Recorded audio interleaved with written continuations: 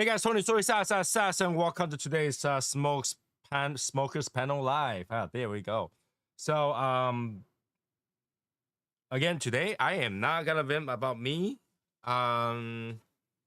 It's someone else's beef. But if you want to join us after the show chat, we got links right there on the corner in white.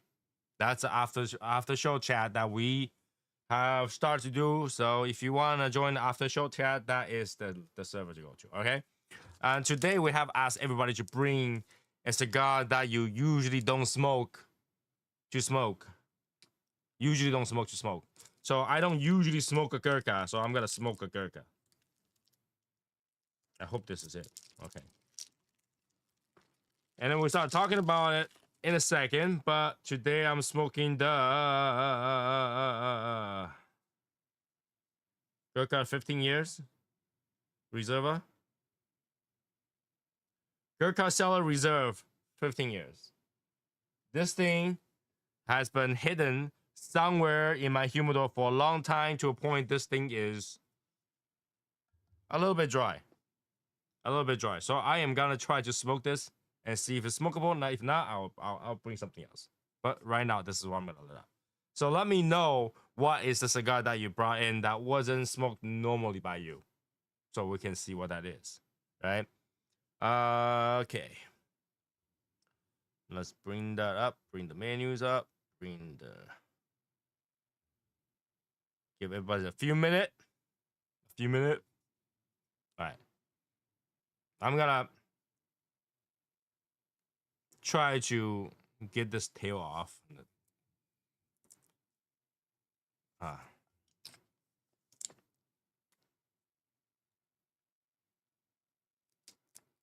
Yeah. Here we go.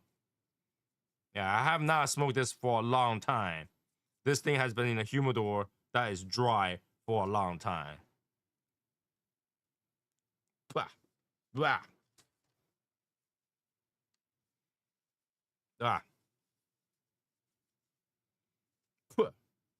Puh.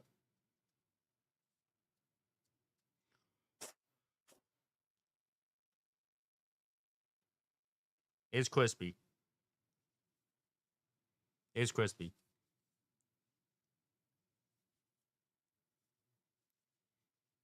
No, not the Gurkha. No, I ain't gonna smoke something that I don't usually smoke.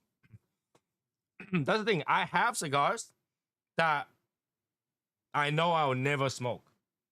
But if we're gonna talk about the cigar that you don't usually smoke, I will smoke a cigar that I usually don't smoke.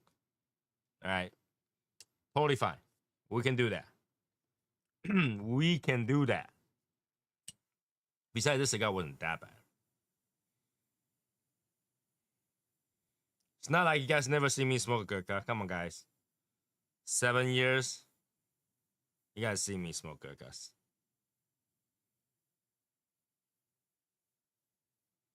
You guys definitely see me smoke Gurkhas.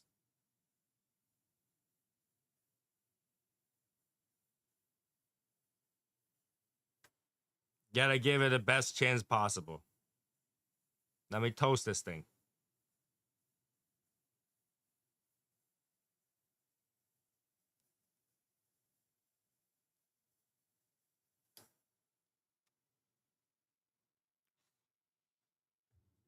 Wow.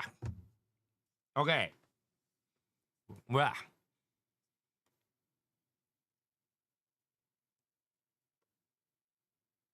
All right, burns funny.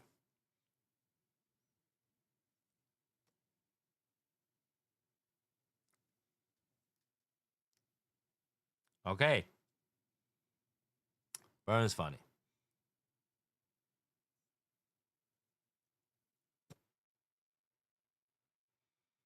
So, for those people who did not watch my Instagram post, the Greenwich cigar company called themselves Tobacconist has reached back to me and say that a lot of their customer, or some of their customer, also reported that they received damaged cigars. So they are willing to take the cigar back for a credit or replacement. Now, I am not gonna fight over that replacement if there was few more people that's reporting the same issue. So I say, hey, I just take a refund. I'll buy something else. So I got a credit and I bought another box of cigar. That is, for some reason, I end up spending more. Right? It's like I got $200 back and I end up spending like almost 600. I don't know why, but that's what I did. You know, I think that if you treat your customer right, they'll find a way to spend more. Right? So if they reach back and express a gesture in faith, I will express back. I'll be like, okay, fine, I'll buy something even more, so you'll make more money. That's very important for those people who those companies that don't know. You could either ignore your customer and lose the customer forever, or you can do what's right for your customer. And your customer will like, I'm gonna spend even more so that he doesn't lose out. And that's how I do it. I will spend more in order for you to make the money and not lose out for helping me out. So that's what happened. But I'm disappointed to hear that, you know, LFD has had that problem shipping a bunch of cigars. I don't know what happened, you know, poorly packaged from manufacturer to the stores or whatnot, or you know, UPS guy decided to throw them around, like a dodgeball, something like that. But it did happen. So, oh my god, my shoulder.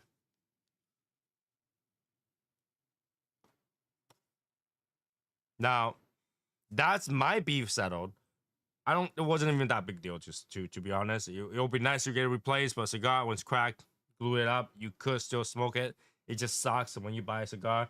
And, you know, a lot of us like to collect cigars and not open it for a long time. I have plenty of boxes of cigars that I have not opened for years. I still have a box of Pledge from the original release of Pledge, and I still have not opened it. Right? I have another box of Filthy Vikings Lancero that's still not open yet. I have 3 boxes of Andalusian Bowl still not open yet. I have a lot of cigar that's not open. And I'm when I say not open, it means that it's still in its original clear wrapping, shrink wrap. So I choose to believe and trust that the cigar is in good condition, because once I open it, I'll open it. And once I open it, I feel like I had to smoke it. We'll give it away, whatever that is.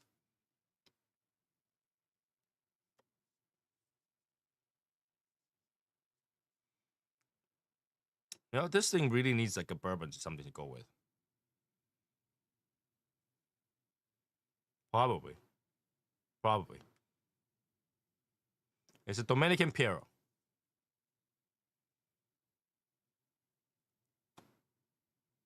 Why did I buy it? I don't know. I don't even remember why I buy something. But let me give you a photo. I was smoking a Gurkha today.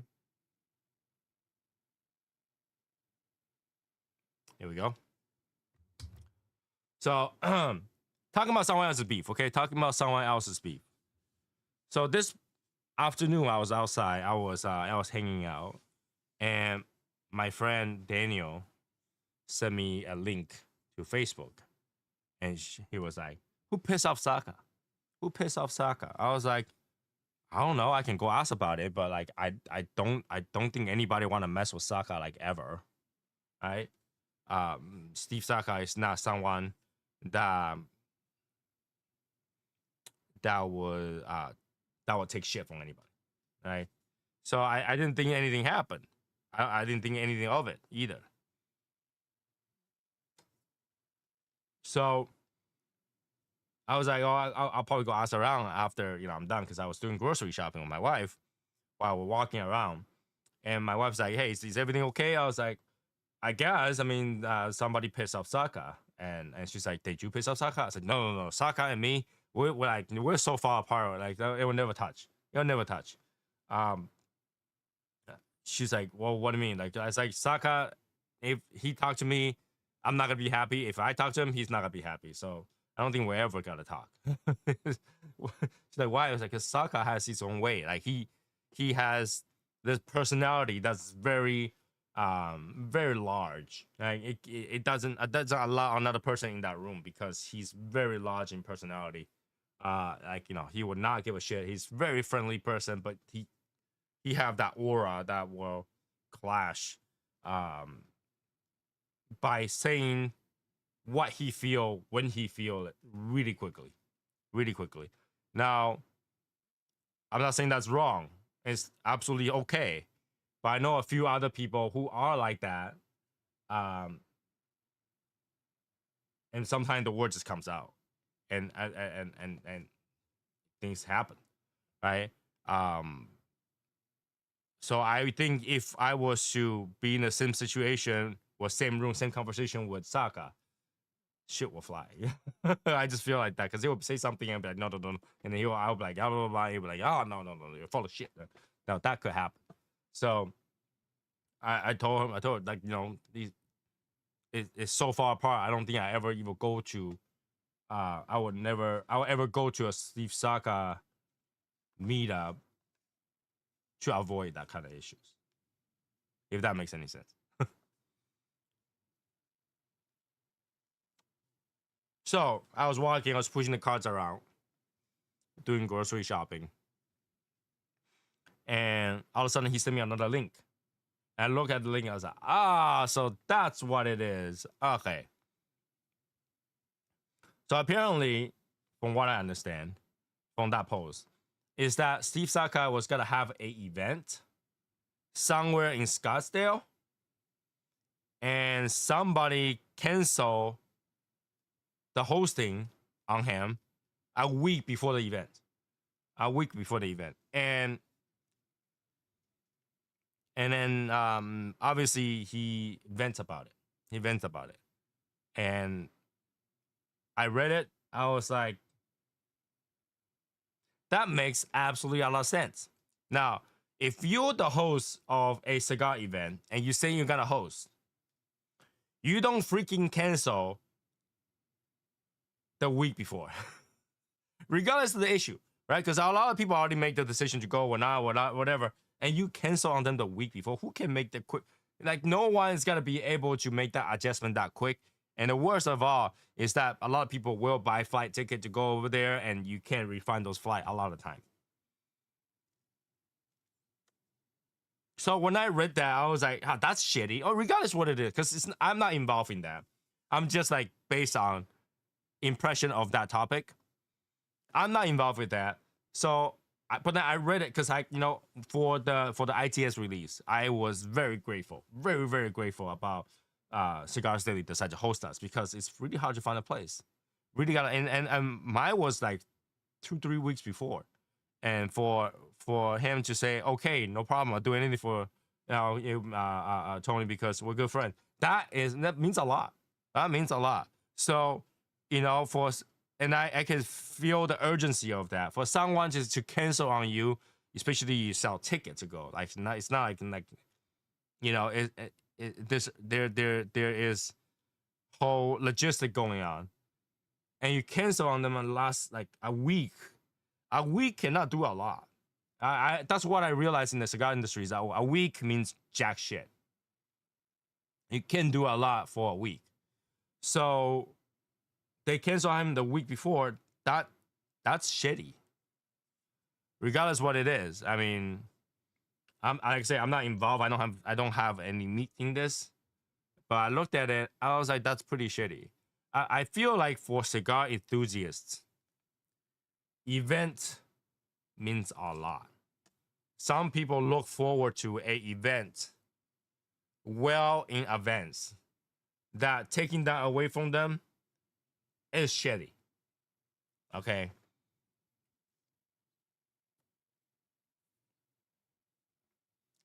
Even rescheduling is shitty. Not to mention taking it away, right? A week before. You know how hard it is to make that last minute change. Like for example, okay, if he could find another place in Scottsdale or nearby place, fine. Still a lot of shitty, okay? But like if he can't, a lot of people have just lost their trip. So I think that he have a reason to get pissed off, and he's justified for venting. on Facebook. And for whatever reason that people don't like it, then you shouldn't have said yes to start with. Don't say that you gotta host somebody if you gotta change your mind. Because that means you're putting something else on that spot that you already have. I don't know. It's just like you treat something that's more important, right? You know how like, have a doctor's appointment and you're about to go to the doctor's appointment and minutes before and the doctor says sorry, we gotta cancel that appointment because the doctor went on vacation or something like that. You're like, okay, like I get it. The doctor don't really care about you. He treats that vacation more important than you because you're just a play patient.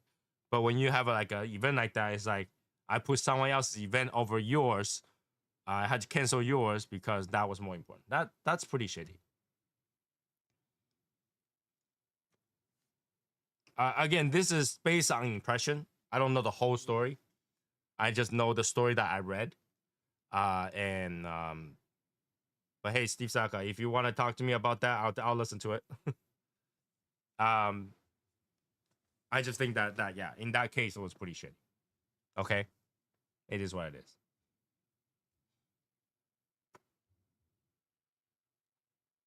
How many times did I say shitty today? Yeah, so I texted him back. I was like, oh, that's pretty shitty. I was in a really weird mood today because today I went to shop for another car while planning to sell my car because right now my car is of age. It's like 8 years old, and it's just taking up space. I don't know why I'm saying that. I'm saying that it's taking up space at the same time. I'm like looking for another car because the car is old. And really, I was thinking that if I have to, I'll get rid of 2 cars to replace my wife's car, and then I still have another car at home, so it will be still 2 cars. I thought about that, but in the end, I couldn't find a car I want. It's kind of I feel kind of like down about that. Like I go out to shop, I can't find anything. Like I didn't see anything that I would like sit there and allow them to convince me to spend that money. A lot of time when you go buy a car, you already know that you gotta get raped by the salesperson, and you sit there, you're just waiting for them to convince you, right? They just work their magic and convince you. You already know. You already know whatever number he gave you is shit, and they had to go back and forth a few times and whatnot. But the problem is that the dealer already knows me. They didn't even waste their time. They walk back to the manager and come back to me and say, "Yeah, we're too far apart the number. I'm not even gonna try." I'm like, okay, okay. So I was like, "Yeah, I'm not." Then in that case, maybe I can sell my car. And then they go, "Okay, yeah, you gotta come by Monday." I was like, "I'm not coming by Monday. I'm not coming by Monday." He's like, "Well, the used car guy don't work until Monday." I was like, "Well, that's your problem because I told you guys what I'm coming here for, and you guys come and say come here that today." So I did. So I'm not coming by Monday.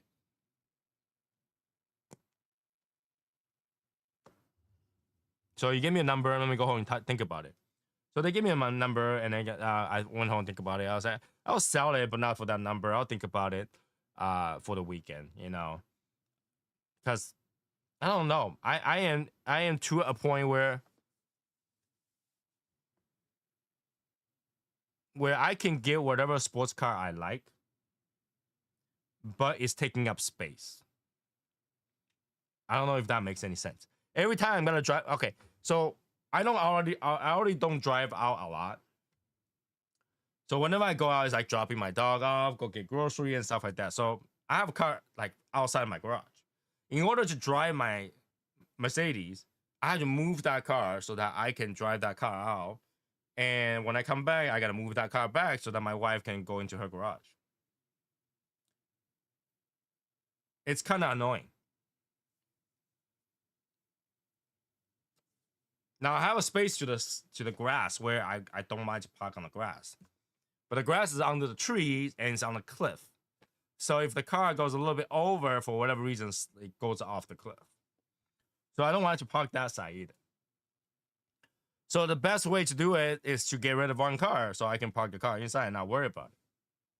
Now the choice was get rid of the sports car, get rid of SUV. But I have the SUV for a reason. I had a sports car for a long time. Can I buy another sports car? Yes. Anytime? Yes. How do you feel about getting rid of this car? Sucks because I had that car for a while, and it's not worth what it is. So, yeah. Today I spent a lot of time thinking left and right, this and that, this whole thing over. It's a rough day for me. It's a rough day for me. So, for those people who just joined us, what did you bring today to smoke? You're supposed to bring something today that you don't usually smoke. I am smoking a Gurkha. What are you smoking? By the way, I might be changing cigar very soon. I don't know why really got to my mind to smoke a Gurkha today, but I might be changing the cigar very soon. Ooh. So let me know what you brought today. What do you smoke today? And then we'll go from there. And like I said, anybody who wants to join the after show live chat, that is the link in the corner in white.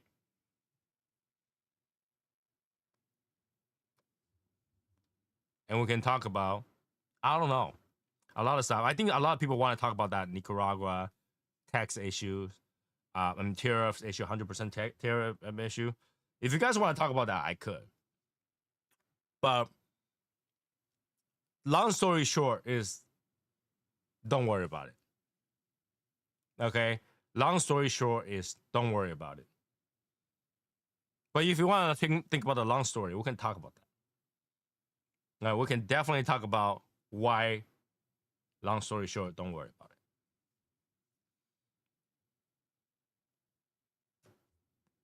So if you want me to hear me whine about that, let me know.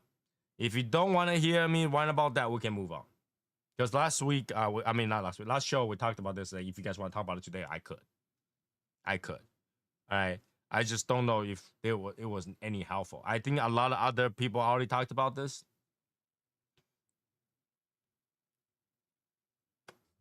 So if this is something that you want to talk about, we can go with that. Why I smoke this really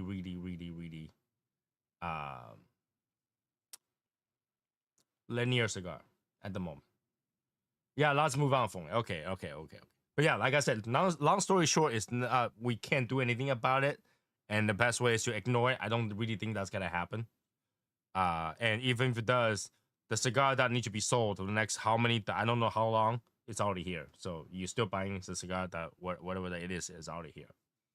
But last time we were talking about cigars, and we were talking about we're naming different brands and cigars that you think about that you would like to choose. And we talk about, like, you should think about what was like top 10 cigars that you were smoking at that. We can start from there. And I you know what I really want to talk about is what cigar you see someone smoking will tell you how long they've been smoking. Because I realized I could do that. Like, a lot of time, I it's probably correct. Is that when somebody show you a bag of cigar that they just bought, you can kind of guess how many years they've been smoking. And I don't know if you guys feel that way, right? Like when I look at the bag of cigars, I'm like, that person probably smoked for the couple, like maybe 2 to 3 years, right? And then you see somebody with different kind of cigar shows up, and like, that person has been smoking for 8, 10 years. Have you guys have that feeling?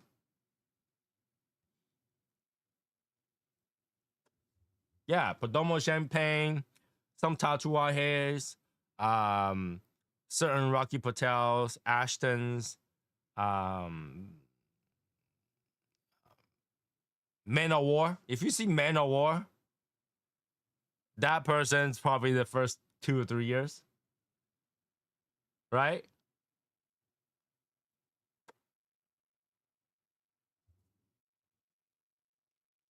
So, like, sometimes when you look at other people's cigars, you can tell. Like, you know, if you sit down, the first thing they talk about is Romeo, Julieta, Reserva Rio, or like they were talking about something like Oliva. Oh no, you know right away when somebody say, "Have you tried Olivia cigar?" Olivia cigar? Yeah, I have tried Oliva cigar.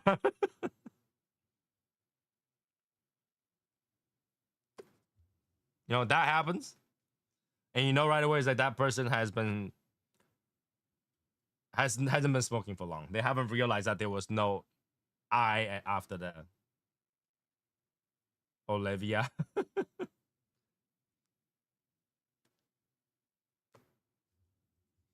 Or sometimes, like, you know, I don't know, when somebody complain about the price of Davidoff, that it kind of shows too.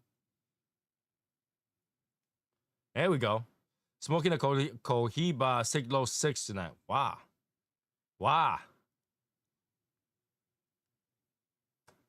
Yeah, that's like something like that. That's just like something that people don't usually smoke. Yep.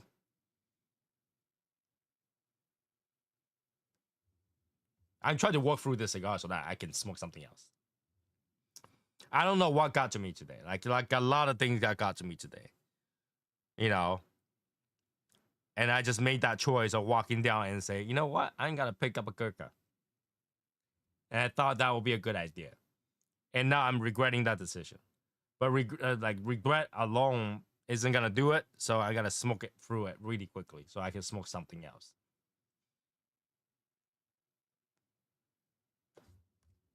Hopefully you guys didn't make that kind of choice. Okay, hopefully you didn't make that kind of choice. Why does this voice smell like Stoke? Hey, it shouldn't. If it does, it's because you put it right next to it. Because that cigar is like that cigar is Dominican. It doesn't smell. It doesn't smell like Stoke. It's not even earthy.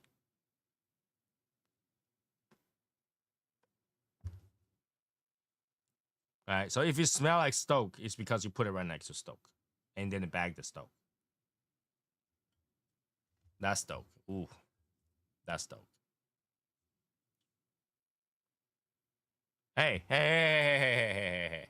If it tastes like Stoke, it's because you put it right next to Stoke. It shouldn't taste like Stoke.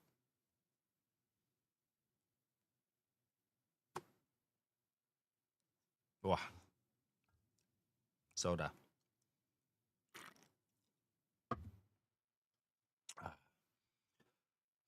So what do we got tonight, really? Like, you know, I was hoping that I thought Val and Martin's gonna join us again talking about those cigars. I don't know where they are. I don't know if there is a sports show today.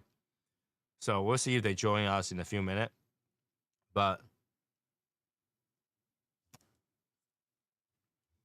I'm wondering. Somebody else joined. Who's this? Uh Somebody else joined. Oh, okay. Slackers. I don't know what's up tonight. Tonight is like a really weird night, you know. But I don't think it's that bad. I don't think it's that bad. Again, like because we're not gonna talk about the Nicaraguan stuff. That took a chunk of the time away. What we can talk about is how many of you are looking to buy a year of the horse cigars? Because that's what I pre-order. I pre-order a Plasencia year of the horse cigars. I wonder if anybody is looking forward to get a year of the horse. I mean, obviously, I'm not gonna buy year of the horse like I buy year of the dragon, but there were a few that obviously I want to try because Plasencia does make pretty good year of the stuff, and with their decoration for year of the horse, I think that's something to look forward to. EP Carrillo Edition Limitada 2015. EP Carrillo Edition Limitada 2015. How does that look like?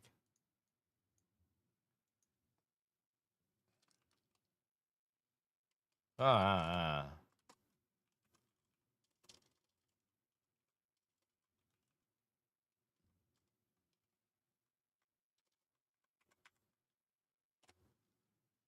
Huh?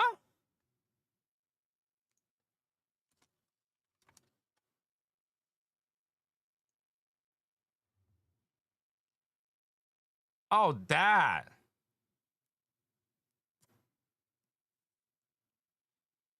Okay, okay. That's different. Connecticut broadleaf, Nicaraguan binder and filler. I gotta be honest with you. I've never smoked that cigar. I've never smoked that cigar. That is crazy. Here's another thing, okay? All right, you guys understand the Plasencia cosencha is by crop numbers? And so we have 146, 147, 149. I don't know where 148 is, and 151. Right? You guys know that, right?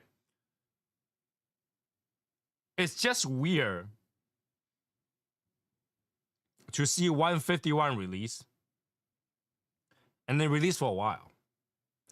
And then you got another batch of re-release and that released for a while. And all of a sudden got in the news that they have Cosencha 151 Solomon starting shipping next week. But what doesn't make sense to me is that they have that much tobacco. So they produce that and say, hey, we got some more, let's produce more. And they did. And they still have leftovers to do Solomon.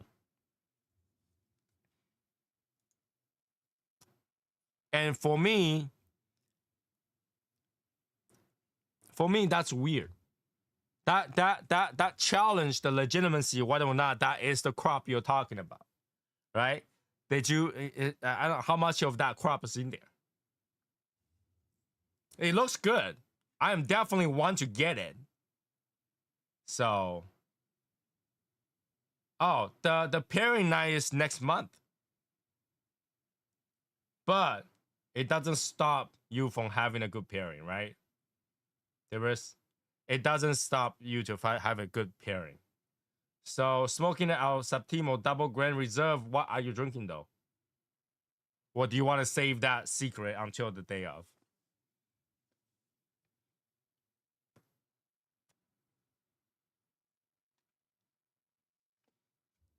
That's next month.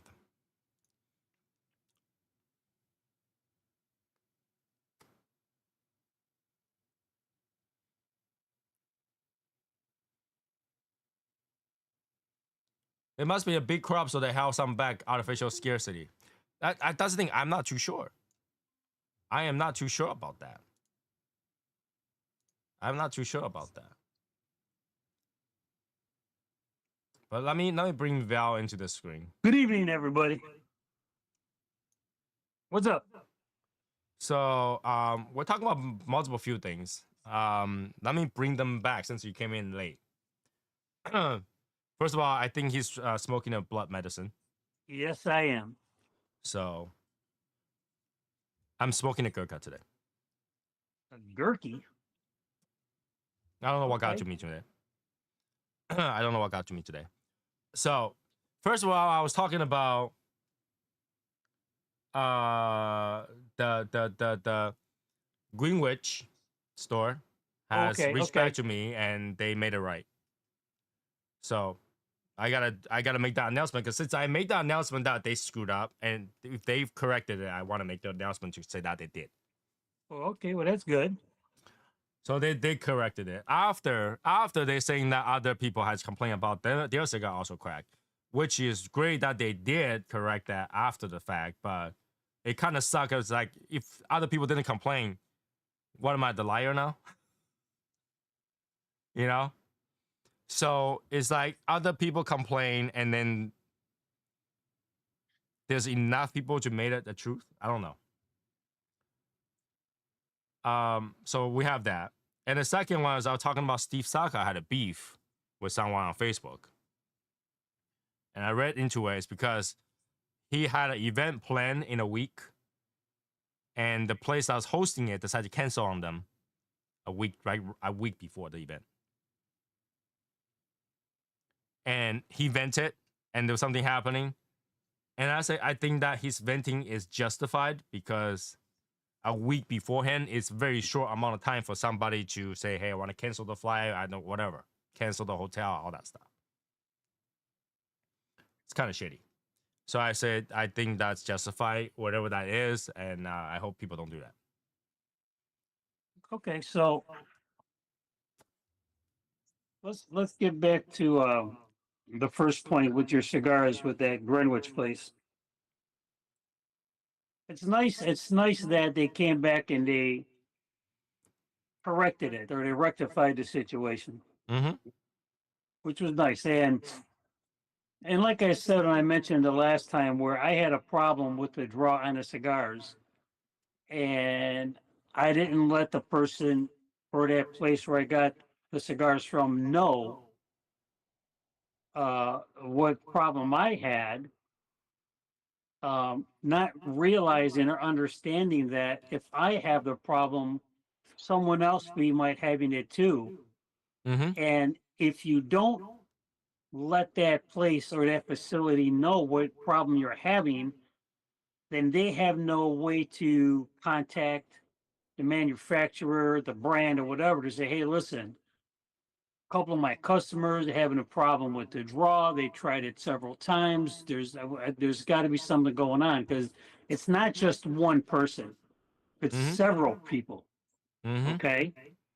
So that's one thing. So I think that's what happened with that Greenwich place where you let your feelings know about it. Other people let their feelings know what they were experiencing, probably led them to think that, hey, you know what? This is something that's a problem. This is something that we need to look at and address because if we don't, then they're going to have a bigger problem. Because, like you said, like we all say that cigar community as an industry appears to be big, but it isn't. It's really a Very small small. industry.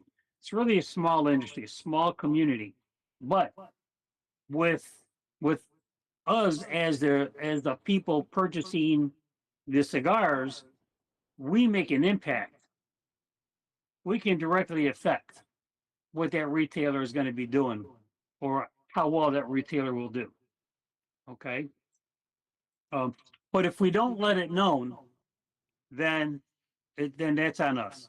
No, but that's the thing, right? What I feel weird about is, well, number one, I don't know if it was because I vent about it, everybody else realized that and go vent about it too, right? I don't know. I don't know if that's the case, or they just happen to do that the same way, because like the timing is kind of funny. But they only choose to make that exception because other people also vent about it. They wasn't gonna move from just me, right?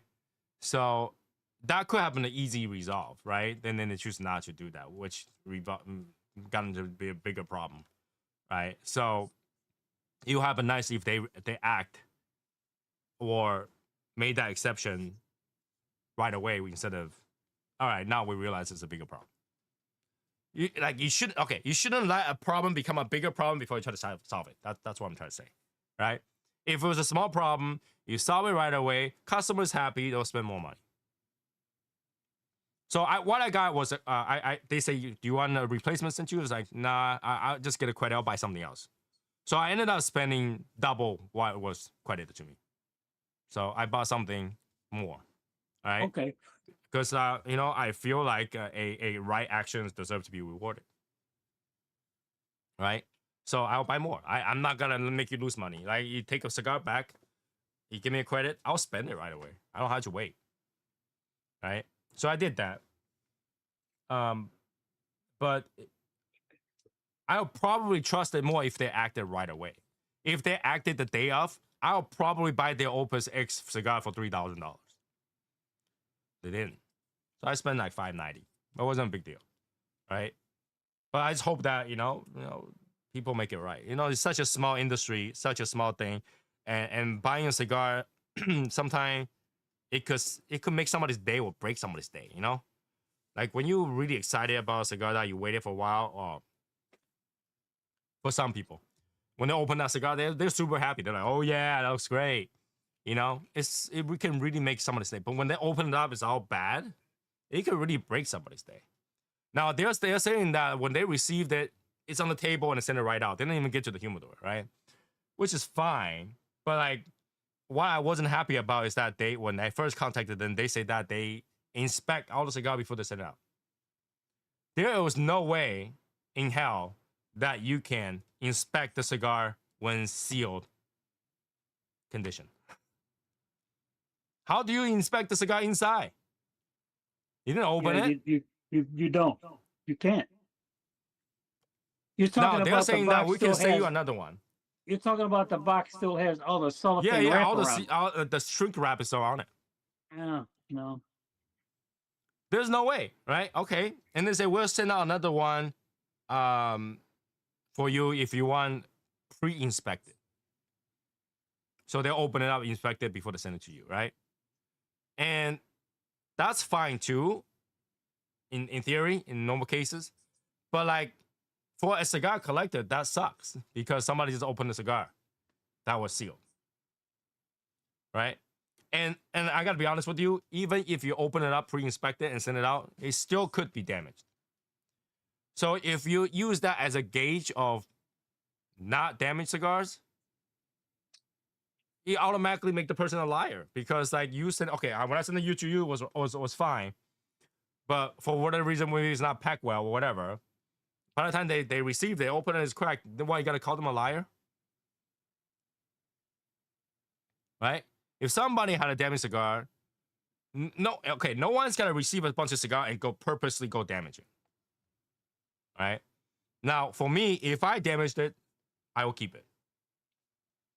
I only try to reach out to somebody if I realize it's not my fault, right? If it's my fault, I keep it, and I do that all the time because that's what the cigar glues are for, right? Yeah. Now, yes. Some people do say that, hey, you gotta burn it, don't worry about it. No, I want my cigar to be good condition because a lot of time I send those cigars out. I send it to people. I want my friends to be able to enjoy it. So how it looks like does matter.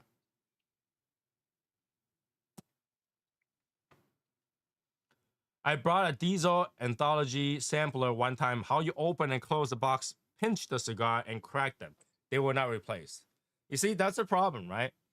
Like I said before, they can go back to the manufacturer and get credit for those cigars. Right? I'm pretty sure a lot of people were willing to pay for the shipping back just to replace the cigars. It's probably cost more than the cigar, to be honest with you. But then if to not willing to do something about it sucks. For me, I think a few bucks to keep a customer, that's a no-brainer. A few bucks to keep a customer is a no-brainer.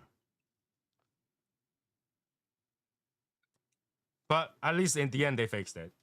Now, whether or not I want to spend $3,000 with them or $4,000 with them is a question I might have to feel it a little bit. For me to trust a online vendor takes a lot. I only shop in a few places. Right? If they don't have it, I'll leave it. I only shop in a few places. Right? And if something I really want to look for, I ask other friends or whatever. But I only shop in handful of cigar shops. There is plenty of cigar shop out there.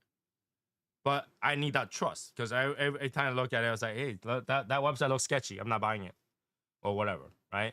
But I only shop in a few places. So it takes a little bit for me to feel that cigar is trustworthy of my money. Because I feel as a consumer, I can spend money anywhere. Right? If I trust somebody, I can buy it from them in the middle of nowhere, at the street, at the corner, in front of a traffic light.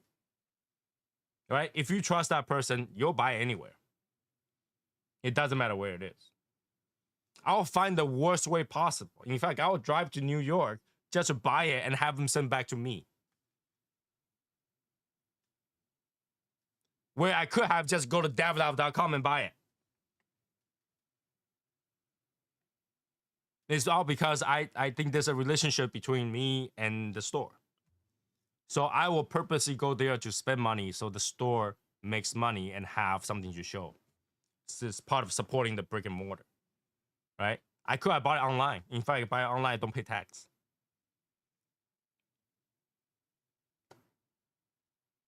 But I go to the store to do it because there's a relationship going on. We all have a favorite place to buy. And it's all because that store treated you right. Why don't not they solve your problem, right? They don't, maybe you never had a problem. They don't get a chance to solve your problem, but they treat you right. Then you'll buy it. You'll spend more money. My brother. You'll have to wait. You'll have to wait. You know what? Let me text him back. Give me a second. My brother just called me. All right. All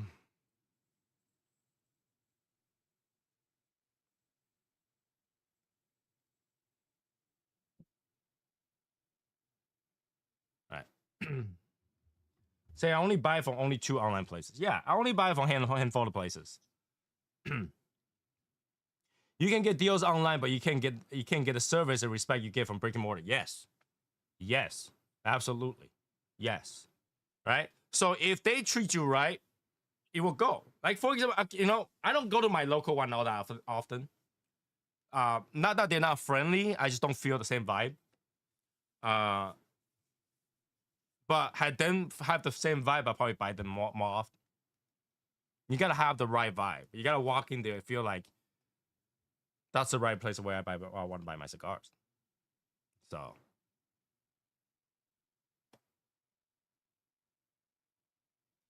And sometimes you don't mind to pay more. Brick and mortar is more, period. A lot of times you don't want to pay more. Heck, I don't want to pay more anytime. But you will go to a brick and mortar and pay more. Bill, just look at that drink on your hand. Yes, look at this fine drink I have in my hand. Yes. Okay. Indeed. How much would it cost you if you had to go to a store and buy one?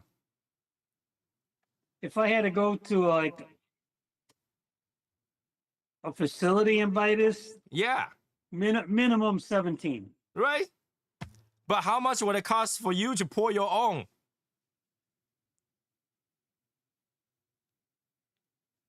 About $3. Exactly. It always pay more. Which it tells you, if I walk into your store and order a drink and I got a cigar, I deserve minimum of $20 worth of respect. Well, you know what? Yeah. Yes, because I had that experience not too long ago where I went to the facility and I'm looking at what they had to offer. And for what they offered, it was no. I couldn't do it. Okay. And it would be different if the beverage I was getting was at least middle shelf. Okay, all right, I'll stretch that. But when it's on the bottom shelf or the second to bottom shelf, no, can't do it. Now Won't that's do that's a little bit of when you But say that's bottom see, shelf. but that's the thing when you have a captive audience. Yeah, here's the thing. When you say bottom shelf, right? Yes. Buffalo Chase is not considered top shelf. No, it's not. I would consider that second shelf, second to the bottom. I think that's like standard shelf. That's like, and if in most standard bar will have that. Yes, you got top shelf, you got middle shelf, you got the next shelf, then you got the bottom shelf. What will be the bottom shelf for that though? The second shelf to me. Like, well, you can replace it with what, bullet? Bullet again is like a second shelf to me now. Right. So if bullet and Buffalo Chase turn out to be the same shelf, what's below that? What? Let me think. Well, some people put Woodford. No, for whatever reason. Woodford is on that same shelf. Woodford, I think it's a little bit above my 2.5 shelf. Look at Woodford Reserve. Yes. is on that same shelf, but Woodford Double Oak is on the shelf above it. Okay, all right. Because I think Woodford is like 2.5 shelves. Okay, so I'm a little bit on top, but not really far, right? So like those are the three standard that I always see people use, right? But like, what is below that? What do you put below that? That's a very good question. Um, if I don't want to say a brand because I don't want the repercussions. What repercussion, guys? People in the chat room, let me know what you think that you can use it for old fashioned. That's below a bullet. Okay, I would again. You have different levels of this, but a regular maker's mark, I would put lower than a Buffalo Trace and a bullet. You don't. People make old fashioned Maker's Mark. Yes, yes. Okay. Mm,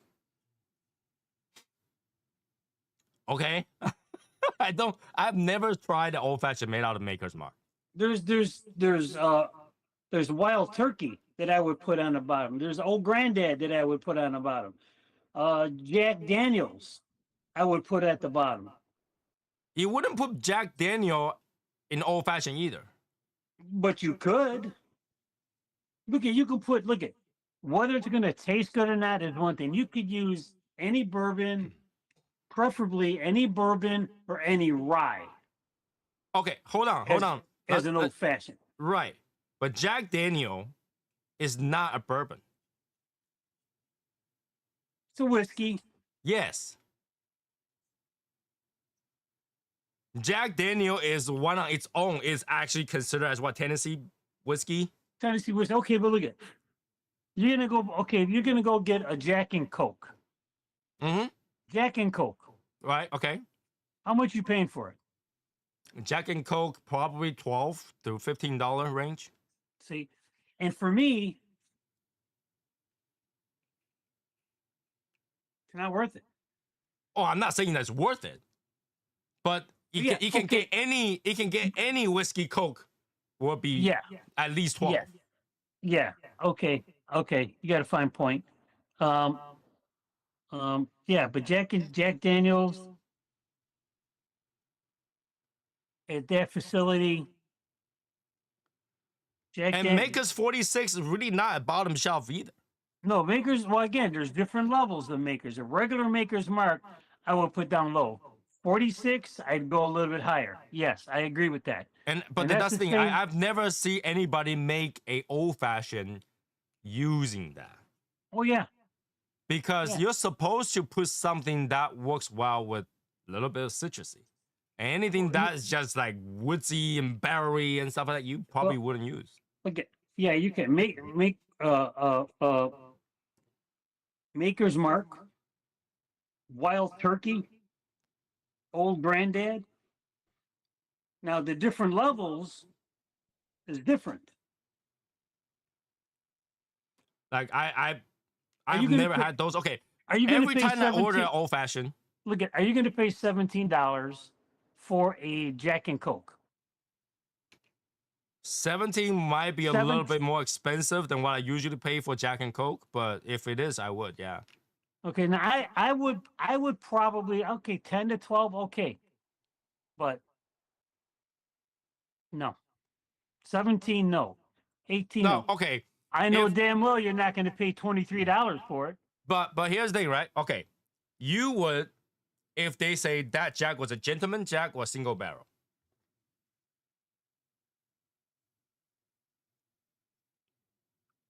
I'm talking about regular Jack Daniels Black Label. I think is number 7. Right, but you wouldn't do that. If you got to a shop and you say I want a Jack and Coke, you wouldn't want them to pour a standard Jack in there. You'll ask for a gentleman Jack or a single barrel. You got to ask for what you want. If you say I want a Jack and Coke, they're going to give you the bottom barrel. Well, if you just ask the Jack and Coke, you don't know how to drink. A lot of people order it that way. Give me a Jack and Coke. and if you order it that way, you got gypped. That's because you don't know how to order alcohol. Right? If you go to a place, order an old fashioned, a lot of the time they'll ask you what bourbon you wanted with it. Ah, I always ask, what bourbon do you have available? And I Well, yeah, pick out that's the what I second want. question. What do you have, right? You ask me what I want. Okay, but what do you have? Yeah, I always ask, what do you have? Because they may not have what I want. Let's see. If you want Jack and Coke with gentleman with single barrel haircuts, yeah, I'm used to paying $20 or more because a lot of time I order old fashioned, which is between $18 to $22, or something similar. A lot of time I'll order something with a Coke on the side. It's the same thing. Like, you know, Valve seen it. We sat down, gave me an old fashioned and a Coke on the side. Mm-hmm. That makes no difference. Yeah, that's whiskey and the Coke. Right? So to say there's something below that, I am not familiar with that. And like, you know, I haven't been to a bar where like we don't have any of those. Most place will have at least woofer, because woofer isn't expensive to have. And it's not that hard to find. But if they don't even have woofer or bullet, you're in the wrong place.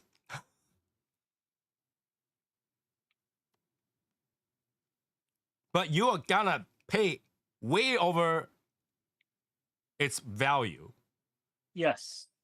if you Yeah. go out to drink. Yeah. Well, Right? again, yeah, that's true. When Because somebody's telling me that they go out to drink and spend $8, right? Somebody went out to drink, spend $8, or said I had a couple of drinks, I spent 20. In my mind, immediately I think this person is drinking beer. Because if you gotta drink whiskey, your $20 bill is on the table. In my mind. Now I'm not obviously I'm not talking about like a straight cup, right? If you're doing a straight on the rock, you know, $12 normal. $8 to $12 normal. Depends how deep that cup is. Right? If you gotta sit down, you gotta have Macallan 12. Your $20 should be on the table.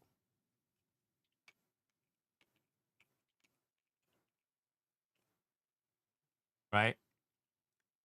Now, if you gotta drink Jack Daniel in a bar, $8 a lot. But I don't know why you would drink Jack Daniel in the bar. that's a staple. Right? You could just have that in home, a lot cheaper. Wait, you can buy that giant ass bottle and just leave it at home. I don't even drink the Jack. I have Gentleman Jack. I have single barrel. I have Jack Daniel at home just for the look, just to be on the shelf.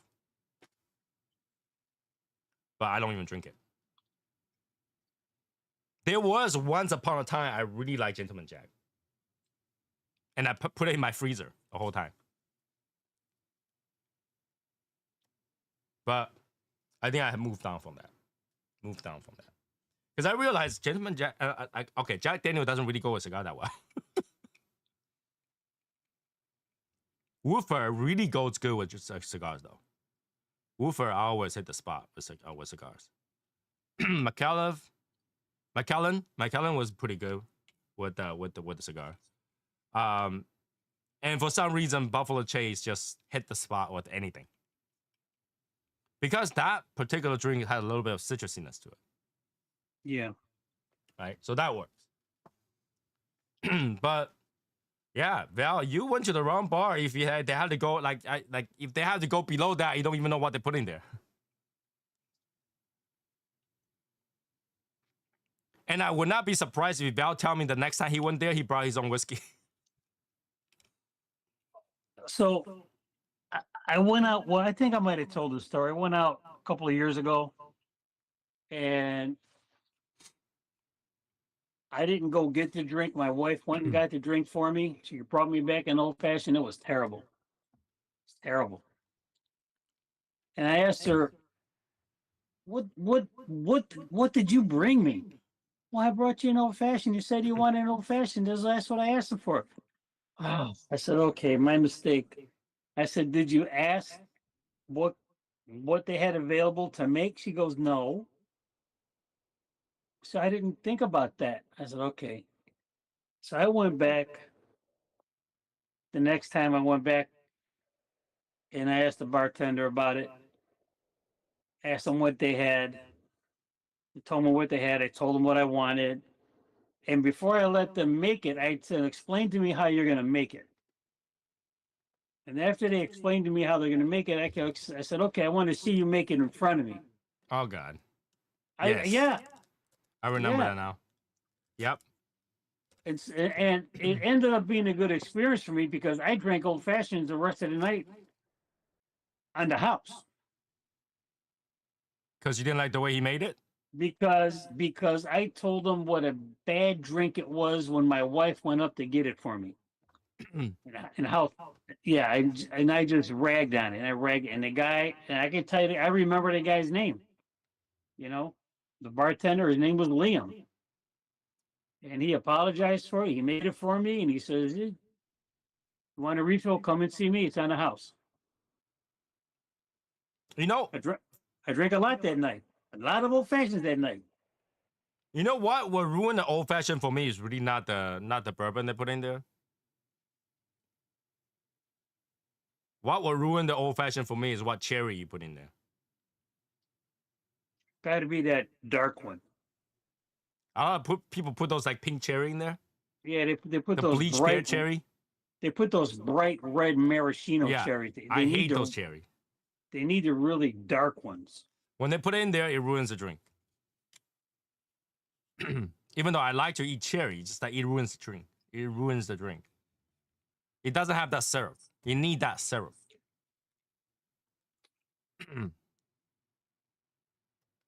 But yes, so when we go to a shop, you order a drink, you order a cigar, you need at least to get me $20 worth of respect. All right, $20 worth of customer service. Now, a lot of people say, Tony, $20 is not a lot. $20 worth of respect is not a lot. So let me tell you here. $20 is $20. A lot of time, $20 could be a lot. Bitch. I done immunize myself, people. Yeah, you ask yourself. There you go. Shake it off. Roll on the floor. Shake it off. Drop and roll, right? Drop and roll. Drop and roll. And I just looked at it and I said to myself, should I tap this a little bit? And I said, no, it's holding on pretty good. I'm gonna let it go. Are you smoking a standard blood medicine? I'm smoking the B positive. Oh, the B positive is a good one. Did you like it so far? Yes, but I will tell you this much. When I started smoking it right off the bat, cedar, leather, a little leather, and a light, very light hint of cocoa. But what I am finding out now as I am drinking my spirit is the spirit is overpowering the cigar. Okay. Okay, so you should let the spirit sit a little bit, so lighten it up a little bit. Yeah, so that's what I'm doing. I'm letting it kind of dilute a little bit in my big ice sphere. But yeah, this is actually pretty good. There's a sweetness to it, but I can't figure it out. There's a little sweetness to it. Well, I like that cigar. That cigar is a lot better than the regular blood medicine. I'm thinking of picking a box out of that cigar. It's got a little creaminess to it too. I like that cigar. That cigar is nicely put together. Yes, it is. It's very nice. Cedar, leather, little cocoa, little creaminess. Maybe that's the sweetness that I'm getting on it. The little creaminess that I'm getting off of it now. Okay, so let's go on another subject. Let's go back to the Steve Saka thing. Okay. So, what is? You said he got notified about a week. A week before the event. Well, a week before. According to what I read, everything is from me reading the Steve Saka side story. Yes, So, yes. Okay, so saying that, a week, are we talking about a 5 day week or a 7 day week? I'm not too sure. He said a week. Okay, so let's make it a business 5 day week. Okay. Um, as disappointing as it sounds, it seems like that's enough time's notice, as opposed to I'm going to be there Saturday and you're calling me Friday. That Val, is not Val. going to happen. Let me say this, okay? Let's say we already decided release date for the ITS is on a Saturday. Yep. The Saturday before, if I tell you that it's canceled, you think that's enough time for you to just figure out what you want to do with that week? Yeah, I can reschedule my hotel and I can reschedule my flight. You say reschedule a hotel, reschedule that flight. Yep. Hotel, yes, I know that you can do it 48 hours, you can cancel that. But flight, not necessarily. I'm not canceling, I'm rescheduling. So you still gotta go, but do something else. No, I'm going to reschedule it for the following week. Well, no, it's cancel. I don't have a place for you. Oh, you're canceling it. It's canceled. Cancel. So I called, it's like Tim called me out and say, "Hey Tony, I'm sorry, I can't host you that day." A week before the event.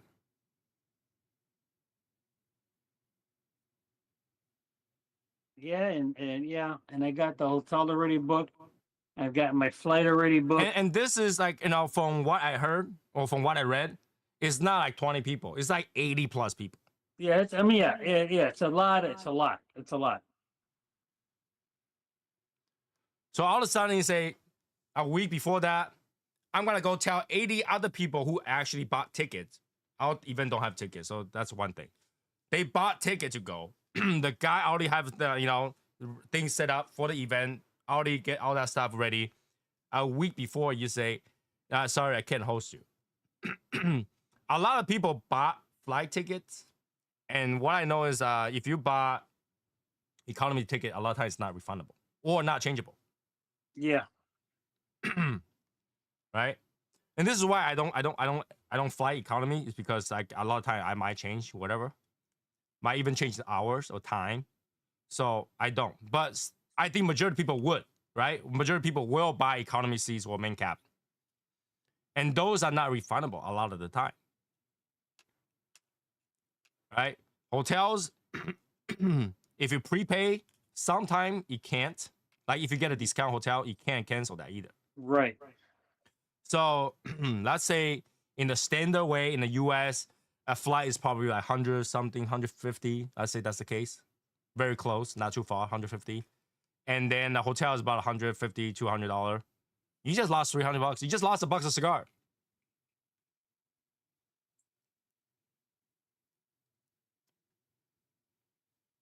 Right? Now, the loss is obviously not Steve, right? He's just there to host the event.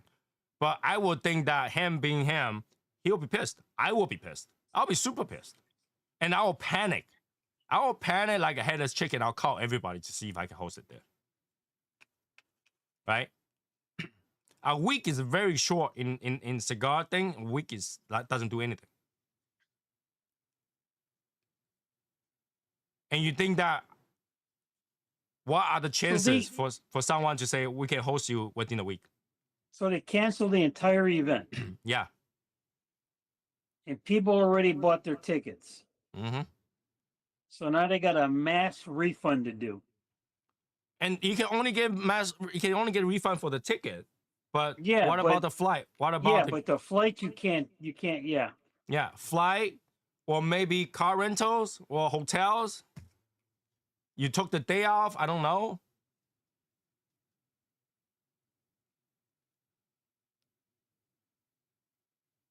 Now, if it's just me and a couple of friends, not a big deal. Right?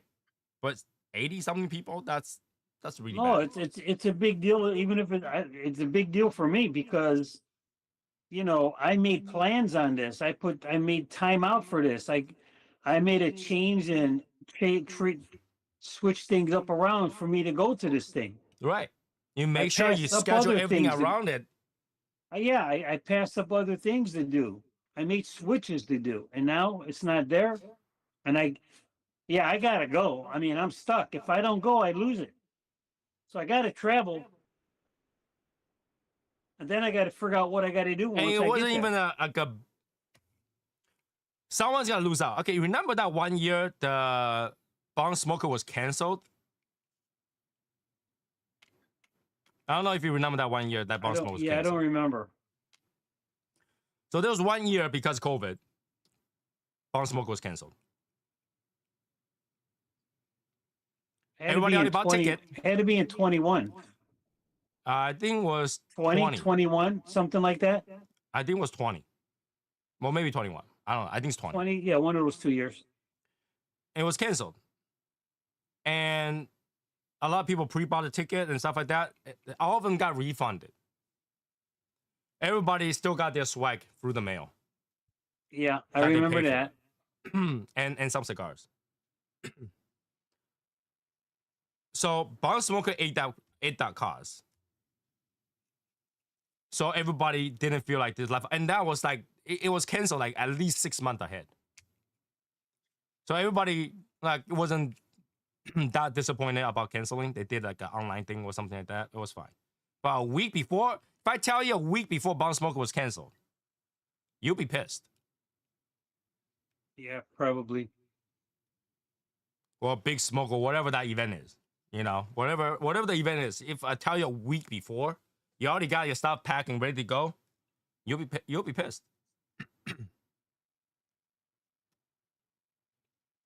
So here's another situation. Okay. Where you have a highly promoted, highly advertised event.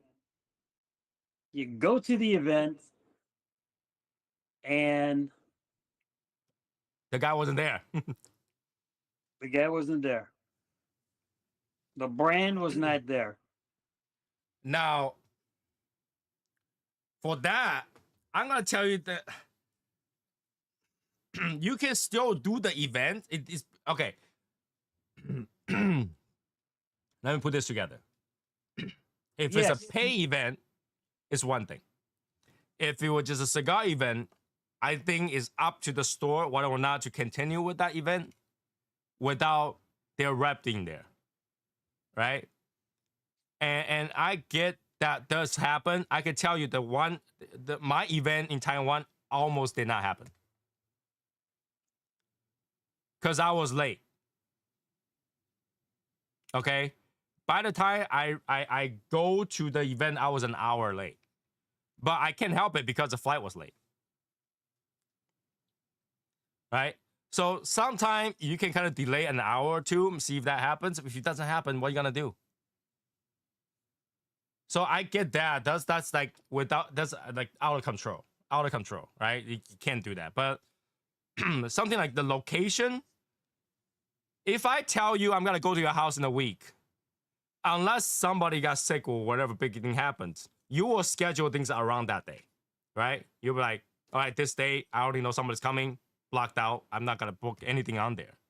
For you to cancel it, that means something else important happened that you can't do it. So there are two scenarios, right? One is for some reason they ought to close that store. All right, makes sense. I get it. Something big happens. I don't know. A relative broke the leg. Okay, I get that. But which I don't know what was the reason behind it. But if it was because some other place decided to schedule their event there and then you cancel theirs, that's very shitty. That's very shitty. And I'm gonna assume that Steve did not. I think Steve is someone that spoke his mind. He doesn't give a shit. He will just tell you it is. He didn't have to make up stories, right? Unless it's Boule Blue. But everything else he doesn't have to make up stories, right? So I would think that when he said it was just canceled on him without communication, without any reason, I believe that. So I think I think that's kind of like, annoying.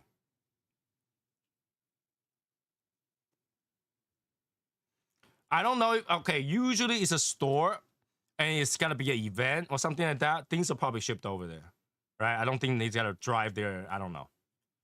Because Steve doesn't live in Arizona. Or does he? I don't think he lives in Arizona.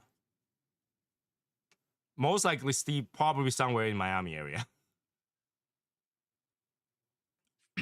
But like, I would think that, and it's not a cheap area that he's booking. He's booking Scottsdale. Scottsdale is not cheap. So I don't know. I don't have all the detail. I just think that um if it's New England, he's probably in Maryland. I would think Maryland or Georgia, but Georgia's not New England, so probably Maryland.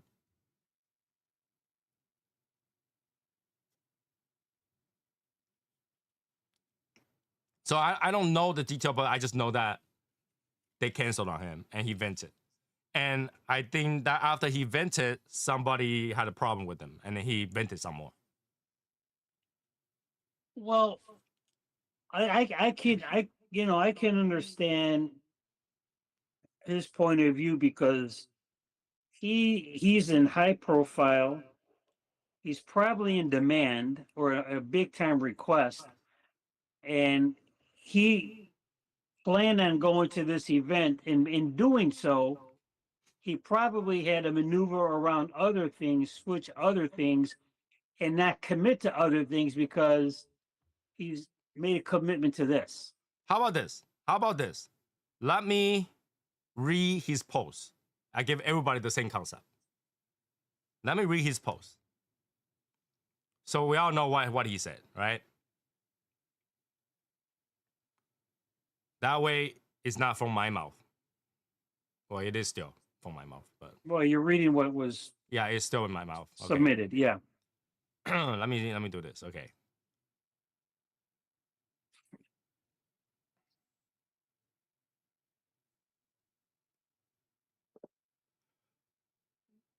Martin, come on, get out of here. Get out of here. You're asking who's Steve?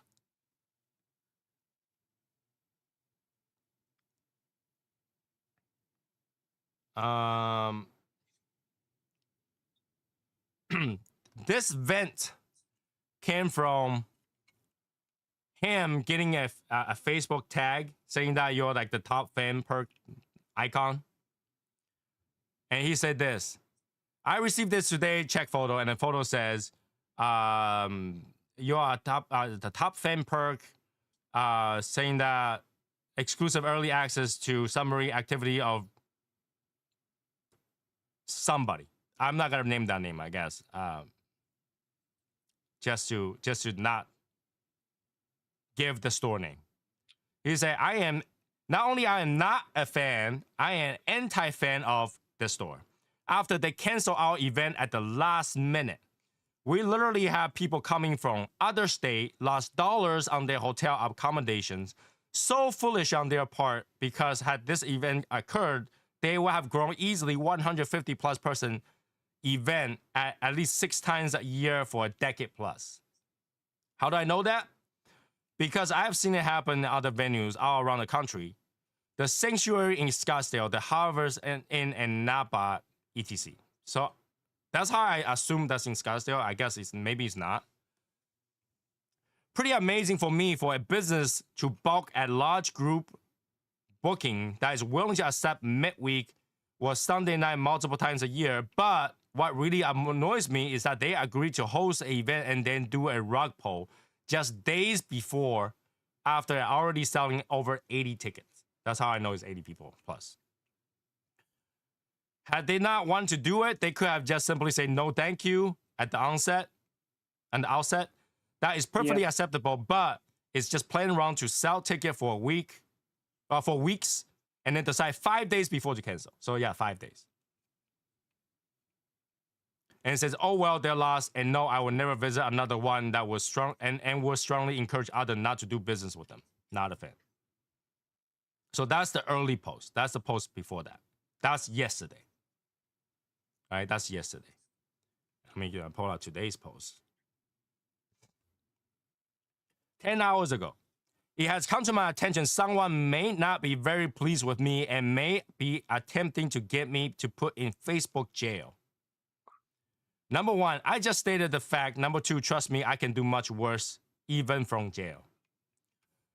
Having engaged, I don't know what that is, ASC in a blood war, Usenet back in the mid-90s, I decided long ago to avoid most of this internet, now social media. Tit for tat, 99.999% of it is pointless. But it doesn't mean that I don't know how I prefer not to, as I'm really busy. So there's like a whole Facebook war going on between the two now. However, if this is the path you shall choose, tread carefully. I will be relentless and have the means to counter not only online but in real life. Yeah, just let me. Yeah. So I will kind of just take your lump, do better, and move on.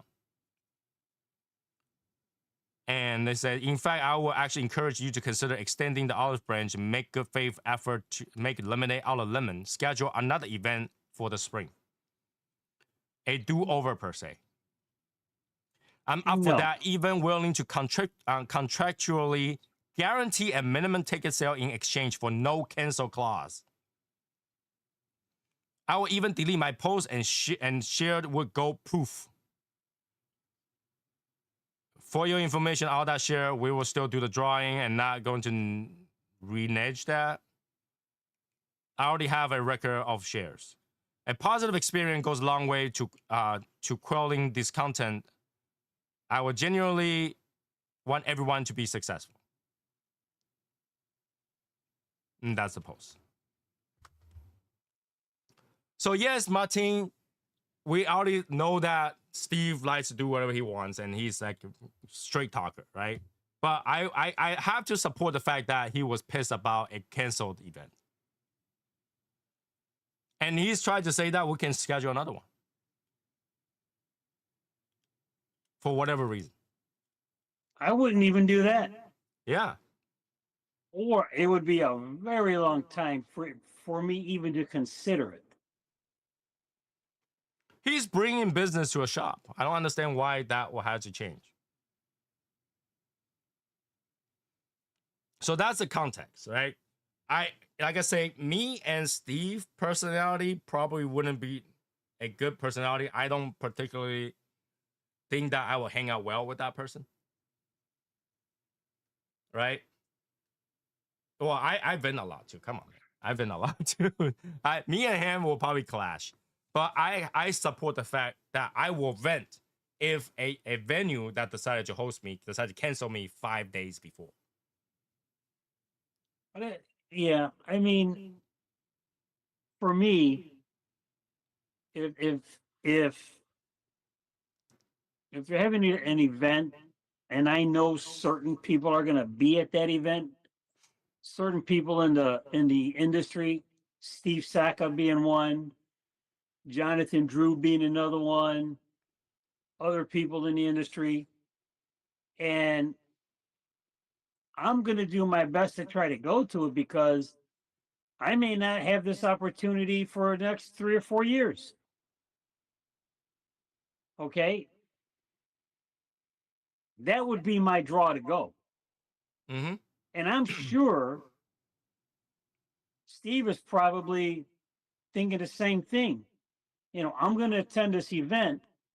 You know, I'm not saying I'm the best thing since, whatever, but I know that if I attend there's going to be an event. I know people are going to want to come out. People are going to come. People are going to show up. Okay. Have a good night, Martin. Yeah. I mean, that's what that's I'm the whole thinking. situation. Obviously, like I say, I don't have a leg in that beef. But I just wanted to say that, if you are a lounge, if you decided to let somebody host an event there, don't cancel on them. It's not cool. Because what you're hurting is not the person. You're hurting your store. You're hurting the people that want to go to your store. Yeah, you're hurting. Yeah, you're hurting the customer.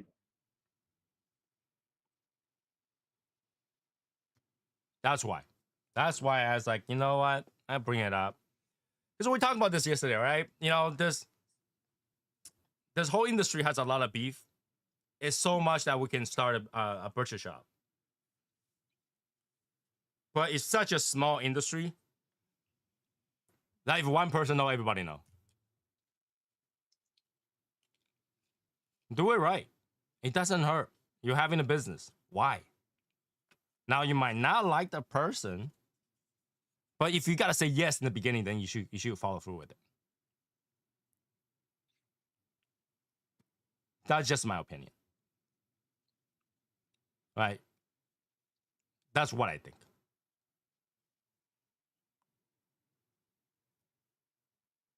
I don't know why I'm still smoking this gurkha, but I think I made my best effort. Which one was it? This is the Cellar Reserve Oh, okay. 15.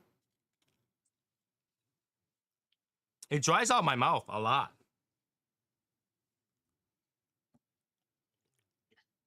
It's very linear, but it dries out my mouth a lot. Can we find another word for that? Because I don't think linear cuts it. It's very one-sided, It's just a single flavor. linear. It's woodsy and earthy kind of. See, I want to say boring, but Val doesn't like that. Oh. Okay. I want to say boring, but Val does not like that term. Val, okay, let's go back to that topic. Val, I just remember what we were talking about. Val, you know how you like, you know, you can tell somebody how long they've been smoking based on the cigar they just bought.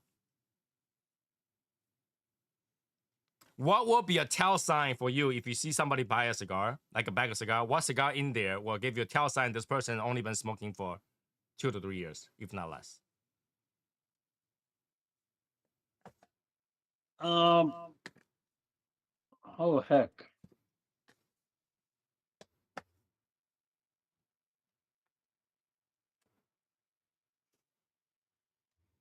What will be the cigar?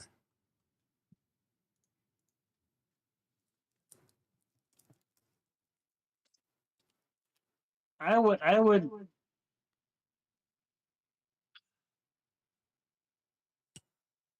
Hmm. I got to think about this another minute. Hold on a second. What to give me a telltale? Uh, if they like I'll give an example. The Drew Estate line. If they only like certain cigars in that Drew Estate line, and they don't do anything else. No, but like, okay, you go to a shop. Somebody had a bag of cigar like that, Yeah. right? If you see Drew Estate cigar in there, it wouldn't be a tell sign, right? I'm looking at well, yeah. I'm looking at yeah. I mean, I've seen people come in and buy. Uh, I don't. I want to say maybe safe cigars. What will be the safe cigar? A safe cigar to me is an Oliva. All right, you see an Oliva, maybe O or G, because V wouldn't be a tell sign. Because I've seen a lot of people smoke for a while still choose V. The Series V or the Milanio, the master blends would not be a tell sign. But if you see, like the Oliva O, the Oliva G, for me that's one. Those are two. Okay.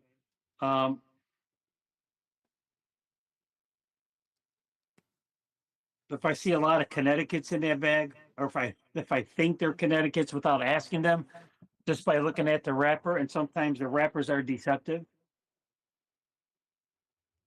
But that means when you go out and watch, let's say Brendan buying the back of a cigar, you'll be all Connecticut's.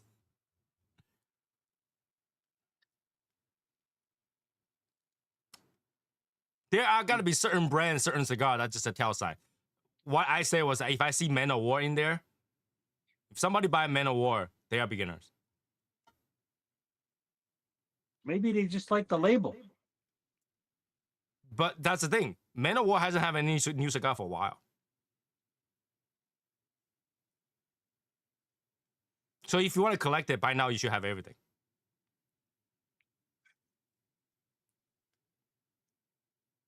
I mean, I collected it before. It was quick. It was that quick to collect everything. So if somebody buy Man of War to just smoke, I right away think that they're a beginner. If they buy 2 champagne in there, not one, 2 champagne in there, they kind of tell me that they're a beginner. If they have chili mousse in there, I think they are a beginner. Okay. If they have Rocky Patel 1980 something, any of the 80 something, I would think they're a beginner. If they have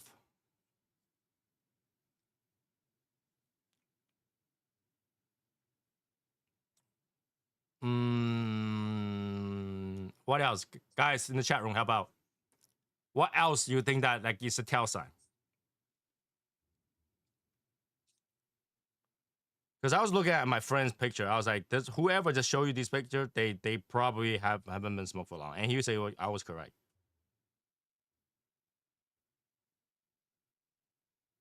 Enclave, if you see like 1 or 2 stick Enclave from a shop, is probably a beginner.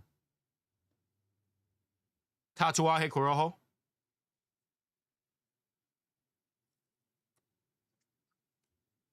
That's a pretty interesting thing you're saying right there, because I never really thought of it that way before. Ashton, or even Monte Cristo White. Charter Oaks. I wouldn't think somebody smoked Charter Oaks new though. Charter Oaks is actually pretty good, even for me right now. If somebody bought Griffin, this guy just started smoking. Or Baccarat. Oh yeah, that's true. I no longer buy Baccarat. Java, if you bought Java, I would think that you're new.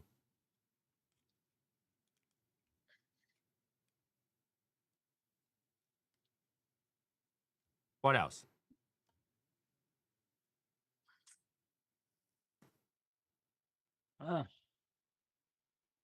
Five Vegas? Okay, that's a good one. If somebody buy 5X, I would think they're new too. Five Vegas or Vega Fina, yeah. That could be.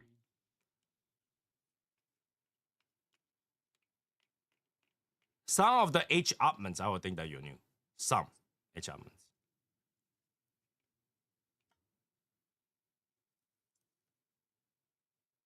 Believe it or not, talking about Saka, if your package has a couple of DTT in there, I would think that you smoke for a while.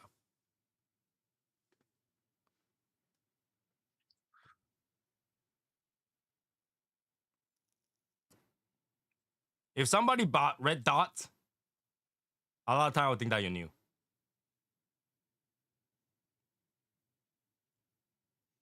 If the bag has a lot of variation of Camachos, we're talking about more than 3 colors, I would think you're new.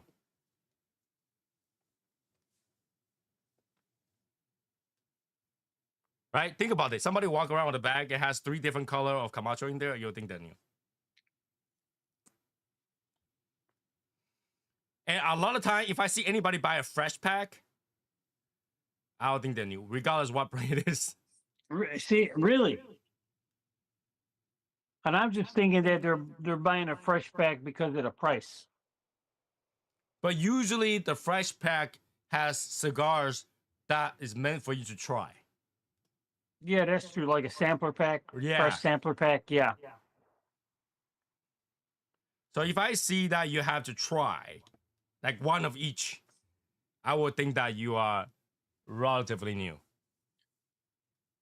Because sometimes you can find, like, for example, like the Zeno from Davidoff, they have fresh pack of like 4 or 5. Yeah, usually 4. Yeah, but the thing is that if you smoke for a while, you wouldn't buy it like that. Either you buy a pack, like a whole box of it, or you buy a couple sticks because you have other stuff to smoke.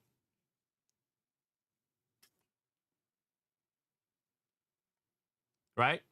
Think about that.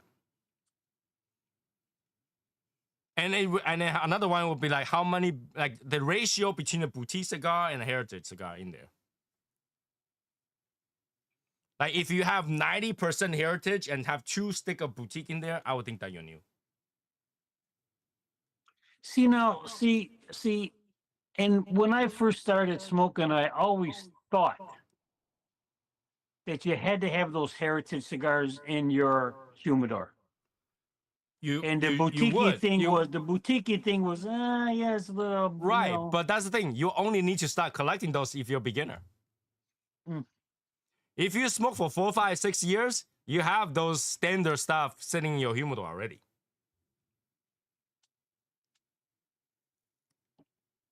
And you start to not smoke them.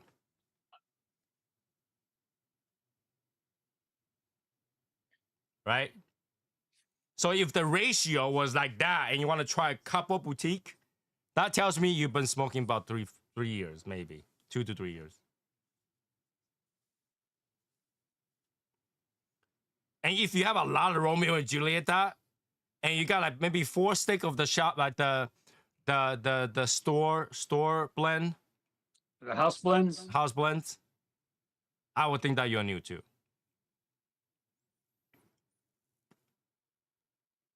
Because in usual cases, house blends are very, very, very affordable. Yeah. And you will smoke them when you don't feel like other cigars giving you the best bang for the buck, which tells me that you haven't tried a lot. Or, as I like to call those cigars, they stretch your humidor so you don't go through all your good stuff really fast. But there are other cigars that you can get for relatively cheap but branded. Mm. Right? Because I know, let's be honest, right? A lot of the house blends are marked up a lot. So you could have get a like a brand and not go too far from that, even if it's a heritage. Mm. Yeah, I get it. Like, which one do you think is gonna be cheaper? A bundle of store house blends or a bundle of Oliva seconds? Well, your bundle of Oliva seconds should be cheaper. Exactly.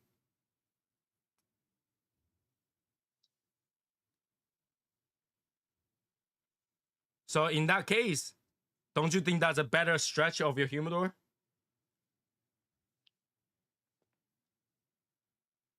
Yeah, probably.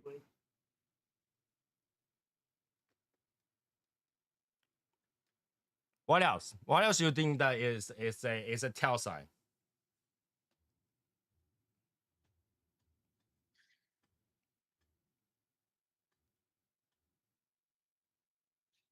Hmm. Like I will exclude you from that category if I see the bag has at least 3 Plasencia in there. Then I'll think that you smoke 3 plus. Well, okay, but you're talking about picking them up at the store, or At the store, not online. Online, I get you can do whatever you want. Like I would sometimes order stupid stuff. But if I'm gonna go to the store, I'm gonna pay inflated price.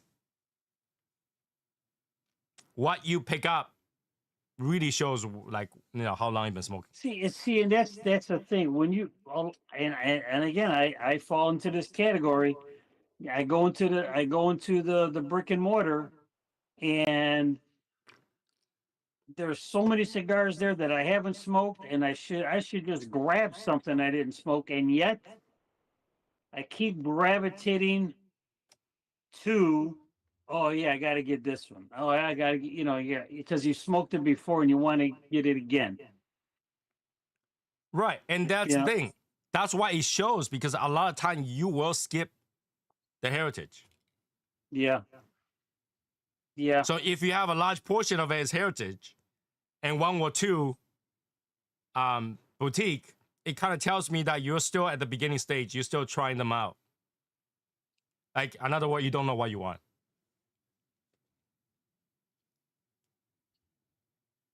And you're not willing to break out that mold yet. You know, when you start, you smoke a few, and out of the majority that you bought, you only have you have majority that you feel is safe, and you only try 2 or 3, 4 or 5 cigars that are different based on the ratio, right? You'll try very small amount of few cigars that you haven't tried. But as you get further into your thing, you know what you gotta get. The things that you like, you probably get a box or a lot of Yes. it. And the things that you don't know you want to try, that's why you go to brick and mortar for. So you will have a lot of new boutique rare cigars or new stuff that you try. You buy more stuff that you try. And the things that you know you already have a lot of. So what you pick up in the brick and mortar at an inflated price tells other people how long you've been smoking.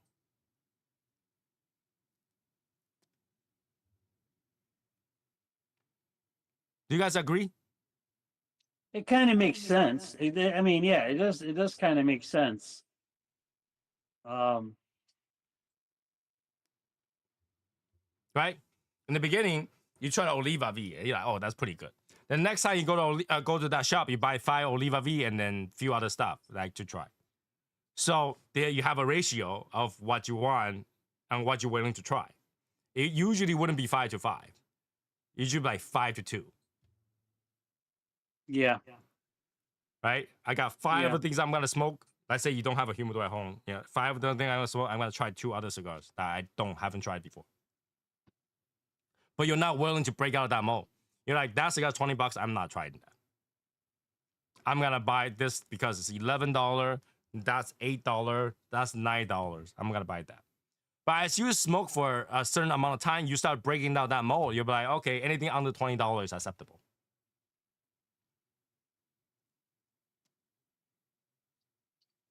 Right? And as you smoke, you have so many other cigars. Let's say you have more than 200 sticks. At that point, you will once in a while buy something $25, $30. 1 or 2 sticks a month. And whatever you buy will be something new because you already have everything that you need. Right? You like to smoke Oliva V, you probably have a box or 2 at home because Oliva V always goes on sale.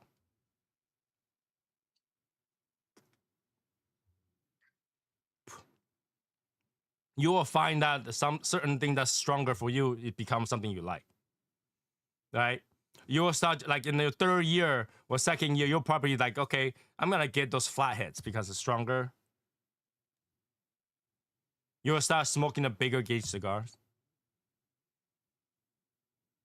If I see knobs, someone have a lot of knobs, I think that somebody is new. Right? If you have a bag full of knobs, you're new. When I say new, under 3 years, new.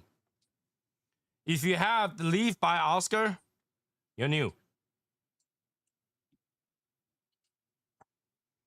Val, when's the last time you buy Leaf by Oscar?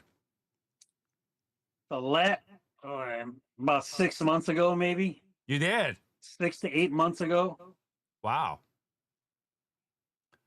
I haven't bought Leaf by Oscar for a long, long, long time. Well, that's a long time to me. 6 months? Yeah, 6 to 8 months ago is the last time I got that. I got those Leaf by Oscars. What else will be like? Sometimes we just never pick up before and decided to try it. Yeah, like I say, it had to be like a ratio. Like when you open up, take a bag, and there's a lot of them that are just beginner cigars. You got like 2 good cigars, but the rest is a beginner cigar that you just want to smoke. That tells me that you're new. That you haven't decided to break out of that yet.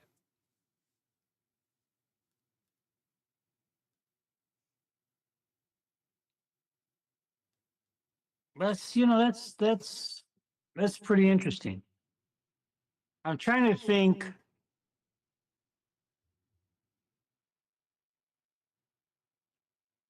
And there's nothing wrong with it. We all went through that phase.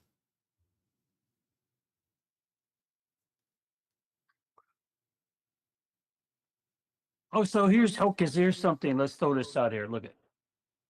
We're gonna go to our lounge. Okay. Okay, we're gonna go to our lounge, and we're gonna stay there and smoke there for a bit. Um, Now, depending on the lounge, some lounges will let you bring your own cigars in. Sure. Okay, some lounges absolutely not. Okay. Okay, well, let's say they do. Let's say they do for the sake of this. Um, I pack my. I know I'm gonna buy at least 2 or 3 cigars at the lounge. Mm-hmm. Okay, when I pack my travel humidor, I'm going to take about at least 4 cigars with me. Okay. Okay. Knowing that, let's say I'm going to buy 3. Okay. So I'm going to have, knowing that out of those 3 cigars that I buy at that lounge, I'm going to smoke at least one of them there. Okay. Because a lot of times when you purchase those cigars, the store rep will ask you, are you going to smoke it here? Would you like me to cut it for you? Would you like me to help you light it? Sure. And if you say no, I'm going to smoke it later. Okay, that's fine. Okay. So usually what I do is I'll go, yeah, let me cut this one here. One of the 3 that I buy. I say, Okay. yeah, cut this one for me. Let's help light this up. All right. And the other 2 I got, I'm taking with me inside the lounge. Now, once I finish that one cigar, I'm going to take one of the cigars that I brought there and I'm going to smoke it because those other 2 cigars I want to take home because I want to smoke them later at the house. Okay. Now, I look at what am I going to take with me to the lounge. Okay. So, and this is kind of going a little bit to what we're talking about. What are you going to put inside that bag or that travel humidor to take with you? And typically, I would take with me a New World Cameroon. I would take with me a Master Blends 3. I would take a Milano V. I would take me usually an Undercrown 10. Okay. Okay. And if those are the 4 that I take, that would be it. Okay. All right. So, knowing that, you as an observer, when you see me sitting next to you and I open my travel humidor and you look inside of it and you see what I have, what is your impression? That you've been smoked roughly 3 to 4 years. Yeah, based on what I have in that humidor. But Right. if, So you have like some you, basic and some new. So it's half, yeah, 50%. yeah, yeah. So, like you said, if in that humidor, in my travel humidor, if you see me with uh, a champagne, if you see me with a Camacho Connecticut, if you see me with a Macanudo Inspirato White, Mm-hmm. okay, now your thought is, oh, this guy is still kind of new. Yeah, he probably have his travel humidor no more than 2 years. Yeah. I mean, that's Now, something Dr. that, Bob, yes, if you have an ITS, you smoke for a while. Because ITS is not for newbies who cannot handle nicotine yet. So if you can handle that nicotine, you've smoked for a while. And you wouldn't like, here's the thing, right? If you're new 1 or 2 years or 3 years in, you probably didn't pay enough attention to what's online, what's rare, what's collectible stuff yet. Your best, most pungent, a lot like the most amount of information probably come from Drew Estate. Because Drew Estate stuff is out there. There's plenty of information out there. yeah. And as somebody new, you can try one Drew Estate cigar every day for a whole year. And and that's for you to you have so much to discover. But if you've gotten to a point where Drew Estate is just on the side, you probably already break out that mold. Yeah, in 3 years plus, 3 or 4 years plus. Right? If you're in the cigar theme for 2 to 3 years, Drew Estate will still be very big for you. Right? A Pravada Club will be very big, very, very big for you still. Anything with the word Pravada will be new to you. Even the luxury cigar club, that thing, it will be amazing to you. But if you've been collecting and smoking cigar for 4, 5, 6 years, monthly cigar stuff wouldn't work for you. Because whatever they're going to send you, you probably already have. Or you probably already tried. You wouldn't need somebody to choose your cigar for you anymore. You take whatever recommendation and you make your own decision at that point. A friend will recommend you the cigar. Either you smoked it before, you'll be like, oh, that's interesting. And maybe next time I see it, I'll get it. But you wouldn't need to get a cigar club things to do that. Yeah. Yeah. Belonging to a cigar club is a great introductory thing. It is. For you to try new cigars, it's great. But once you go through a time frame, you get to that point where, I don't need this anymore. Right? Mm-hmm. Yeah. I mean, I thought when I belonged to a cigar club, and I liked it in the beginning because I'm trying cigars that I probably didn't pick out for myself. Mm-hmm. And it was something new and different, which was great.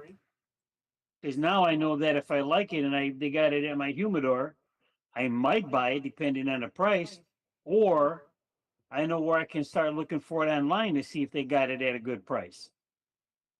So, yeah, I guess it has its goods and ups and downs with it.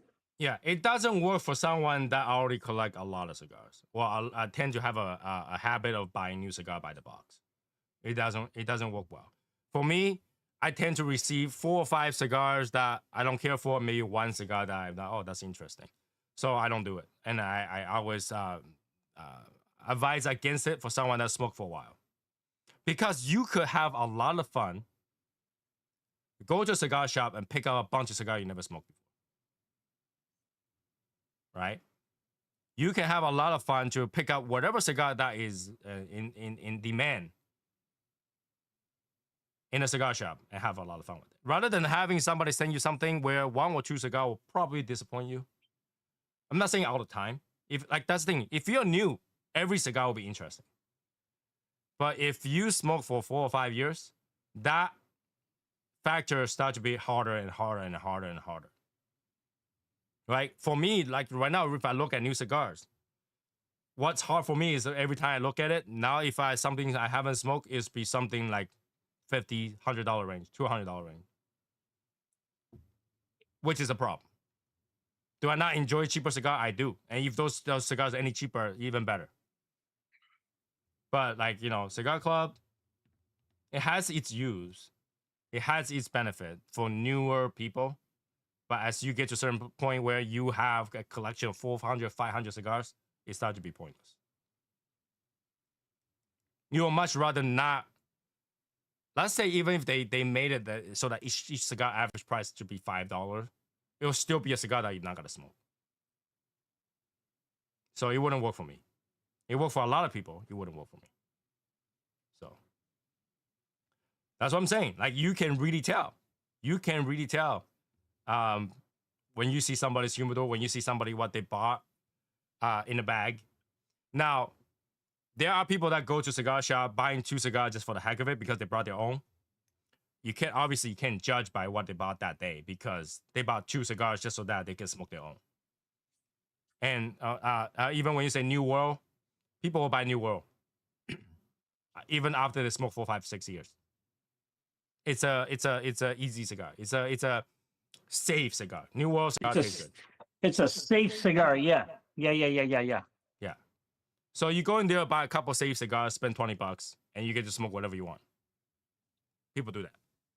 That's totally fine. But if you gotta, if you so going, like I say, somebody walk out with a bag like this, you can really tell. Somebody going there to get a bag like this, they can tell. Right? You can, oh, look at this guy. Let's see. He got Oliva O, Oliva V. He's got a no brand. I haven't even heard of that brand. It's got like 3 Gurkha fresh pack. You know, then we'll start thinking about it. You know, here's the thing. I will still, if somebody go to the shop just to buy a single Toast Across America, I might think they're new too. If you go to the shop, all you bought was one single Toast Across America, I would think that you're new.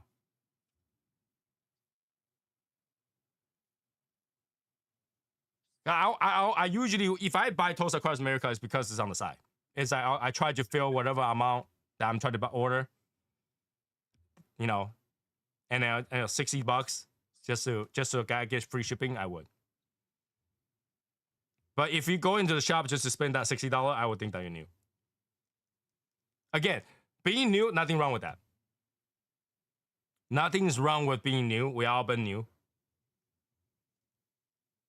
You just haven't got to that point to break out of that mold. And eventually you will. And usually, that eventually is when you can taste notes. When you are able to taste notes, this is what usually people do. They'll go back to smoke the cigar that they used to have and try to figure out what note they can get. And then they start buying new cigars. And then they start to try newer cigars. And from that point, it's just a rabbit hole. It never ends. Because now you want to taste the notes in different cigars. But before that, you wouldn't. You would just smoke whatever. Because either you have something you like and something you don't. That's all you have. Something you like, something you don't. Because you can tell. You can only tell if you enjoy that flavor or you don't. And then you will choose those standard ones, which always have this identifiable good flavor. Or identifiable, I can't taste anything, but it's just tobacco. Right? So that's usually the case for new smokers. All right. So here's what's going on, okay? Now it's at 11 o'clock, and we're trying something new. That link over there on top is a link to our chat room, right? So what I'm going to do is I'm going to drop off here. I'm going to go to that chat room for those people who want to talk to me one-on-one. Well, in person. Please join that Discord chat room and go to the voice channel. Click in there. You'll be able to talk to me and everybody else who's also going there, okay? So what I'm going to do is every Friday night, I'm going to be there for like a couple hours.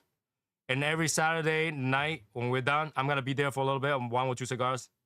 So if you want to chat after the show, that's what I'm talking about when I say we're going to Discord afterward, okay? So for those people who want to join us in that Discord, go in there, turn on your microphone, let's chat. And yeah, and that will be for the show today. If you want to chat, jump over there, Tempo of Voice, just click onto it. You'll be joining, and you'll be able to hear us chatting. Have a cigar with us over there, okay? So that is it for tonight. Anybody who still want to chat, go to the Discord. I'll see you in the Tempo of Voice. All right? Let's go. Have a good night, Good night, everybody. Thanks for joining us.